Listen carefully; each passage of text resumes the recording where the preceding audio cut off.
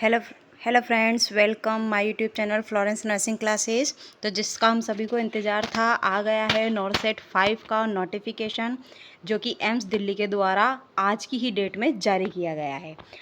इसमें सभी को वैसे पता चल ही गया होगा, और नहीं पता चला है तो न्यू चीज़ ये रखी गई है कि इसके अंदर अब यूपीएससी की तरफ प्रीलिम्स और मेंस एग्ज़ाम होगा। आइए पढ़ते हैं नोटिफिकेशन को। कॉमन चीज़ें जो कि आप सब जानते हो, नॉरसेट 5 का ये नोटिफिकेशन है जिसमें 7 पे ग्रेड की आपकी सैलरी होती है और 4-600 का इसमें पे ग्रेड होता है।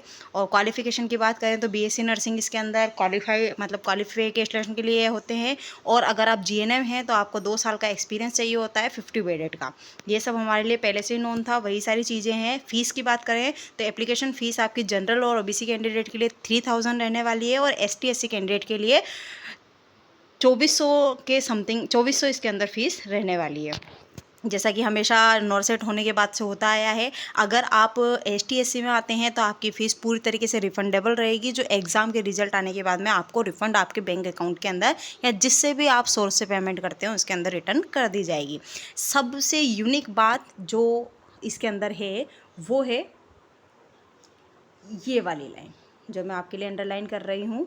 बहुत ही इम्पोर्टेंट न्यूज़ है ये, जिसके अंदर ये है कि अगर आप ऑनलाइन सीबीटी एग्ज़ाम इसका देने जा रहे हैं तो आपको ये चीज़ रिमेंबर होनी चाहिए कि ऑनलाइन अगर आप टेस्ट देते हैं, सीबीटी एग्ज़ाम देते हैं, तो पहला आपका नॉरसेट प्रीलिम्स 17 सितंबर 2023 संडे के दिन रखा गया है, जो कि प्रीलिम्स रहेगा। और दूसरा आपका रखा गया है मेंस, जो है 7 अक्टूबर 2023 को। यानी कि प्रीलिम्स और मेंस के बीच में आपको 20 दिन का समय मिलेगा, जिसके अंदर आपको ये दोनों एग्ज़ाम फाइट करने हैं। इसके बाद हम बात करते हैं आगे जनरल इंस्ट्रक्शन, जैसे कि अभी तक होते थे वैसे ही के वैसे ही रहेगा। 5 तारीख से यानी आज से ही आपका फॉर्म डलना स्टार्ट हो जाएगा, जो कि 25/8/2023 तक कंटिन्यू शाम की 5 बजे तक डलते रहेंगे। इसके बाद हम आगे मोस्ट इम्पोर्टेंट अगर नोटिस की बात करें तो इसके अंदर, जैसा कि आप हमेशा से करते हो, जनरल लिंक प्रोवाइड कराया जाएगा, इमेज इंस्ट्रक्शंस दिए जाएंगे, आप इमोज आपको अपलोड करनी है।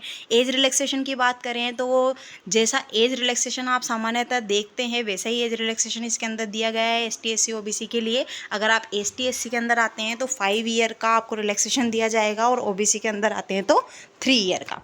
पीडब्ल्यूडी वालों को 10 ईयर जो बता रखा है इसने, 10 ईयर का रिलैक्सेशन दिया जाएगा। पीडब्ल्यूडी और ओबीसी अगर आप आते हैं तो उसके लिए 13 ईयर का रिलैक्सेशन पीरियड इसके अंदर दिया गया है। और एक्स सर्विसमैन यदि आप हैं तो आपको 5 ईयर का दिया गया है, जिसमें एनेक्सर सेकंड के अंदर आपको इसकी डिटेल मिल जाएगी। इसके बाद हम बात करते हैं इस चीज़ की कि प्रीलिम्स और मेंस में आने क्या वाला है। सबसे इम्पोर्टेंट चीज़ है कि प्रीलिम्स और मेंस में क्या आएगा। तो आप देखिए नोटिफिकेशन, आप आगे बढ़ाते जाइए और आपको दिखाई देगा point number 18 pattern and scheme. दिखाई दे रहा है आपको point number 18 pattern and scheme of examination. इसी के अंदर आपका सब कुछ छिपा हुआ है। तो देखिए सबसे फर्स्ट में लिखा हुआ है आपका पैटर्न, नॉरसेट एग्जाम जो होगा conduct to be 2 successive stage as describe below. सबसे फर्स्ट स्टेज है नॉरसेट प्रीलिम्स, सेकंड स्टेज है नॉरसेट मेंस। नॉरसेट प्रीलिम्स क्या है?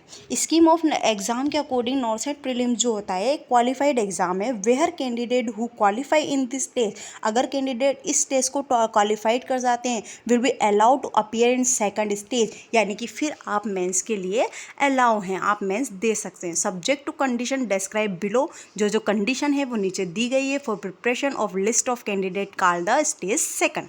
सबसे पहले हम बात करते हैं NORCET prelims will not be use the decline merit rank for the final selection. अगर आपका प्रीलिम्स में किसी भी प्रकार की रैंक बन जाती है, मेरिट बन जाती है, तो उसको फाइनल सिलेक्शन का आधार ना माने।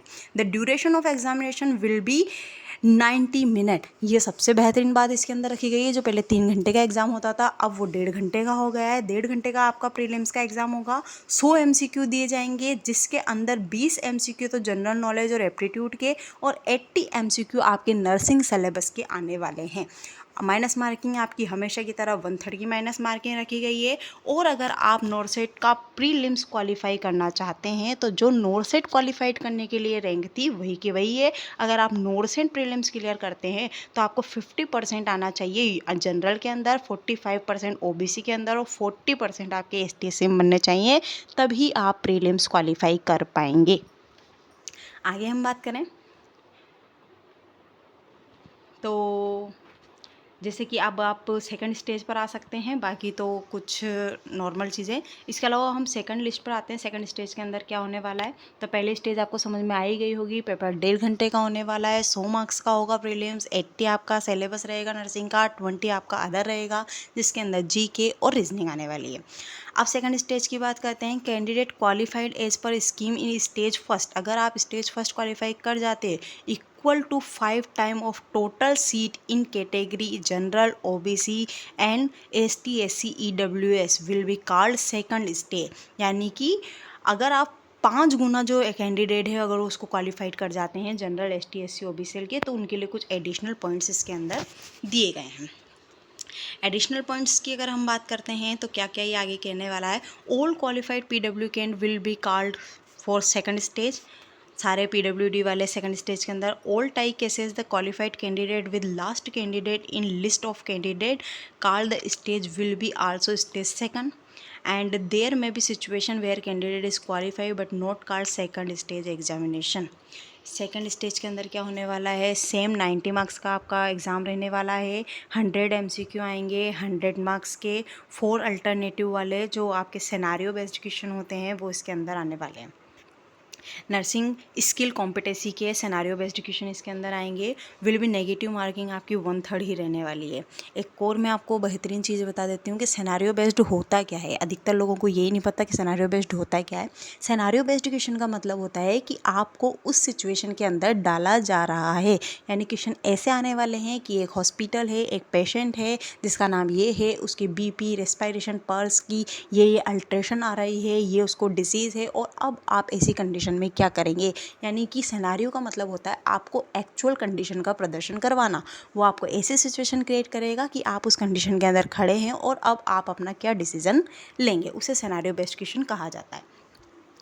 और इसके अंदर भी सेम एज है आपका 50% आपके जनरल के अंदर, 45 आपके OBC के अंदर, और 40% ST SC को ज़रूरी है लाने के लिए नॉर्सेट सेकंड जो है आपका स्टेज सेकंड क्वालिफाई करने के लिए। इसका एग्ज़ामिनेशन जो होने वाला है वो आपका 7 अक्टूबर को होने वाला है। जो प्रीलिम्स है उसका एग्ज़ामिनेशन आपका 17 सितंबर को होने वाला है। सिलेबस आपके लिए इसके अंदर दिया हुआ है नीचे, जैसा कि आप सिलेबस देखते आ रहे हैं वही सिलेबस है। बाकी बहुत बड़ी वीडियो है गाइस, पूरी डिस्कस कर पाना पॉसिबल नहीं है। मैं एम्स के बारे में बता देती हूँ आपको। वही आपके 18 एम्स जो हमेशा से होते हैं, जैसे भटिंडा, भोपाल, भुवनेश्वर, बीबी नगर, बिलासपुर, दिहोगढ़ और गोरखपुर, जोधपुर, कल्याणी, मंगलागिरी, नागपुर, न्यू दिल्ली, पटना, रायबरेली, रायपुर, राजकोट, ऋषिकेश, विजयनगर, ये सारे एम्स इसके अंदर शामिल हैं। सीटों का भी कुछ आया नहीं है कितना सीट रहेगा। और एक और इम्पोर्टेंट नोटिस जो है, एज पर 4 मीटिंग, जैसा कि 4th मीटिंग में तय हुआ था, वो का वही 80-20 रेशो अभी भी अवेलेबल है। आपका 80-20 रेशो वैसा का वैसा ही रहने वाला है।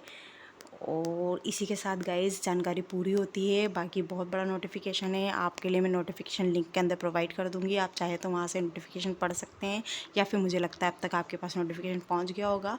बस जानकारी नहीं ये थी कि प्रीलिम्स और मेंस होने वाला है।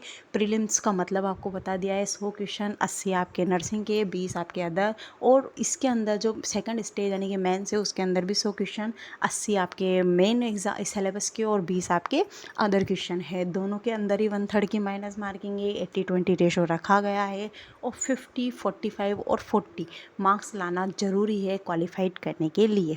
आई होप आपको वीडियो हेल्पफुल लगी होगी। अगर वीडियो अच्छी लगी है तो मेरे चैनल को लाइक, सब्सक्राइब और इस वीडियो को शेयर ज़रूर से ज़रूर करें।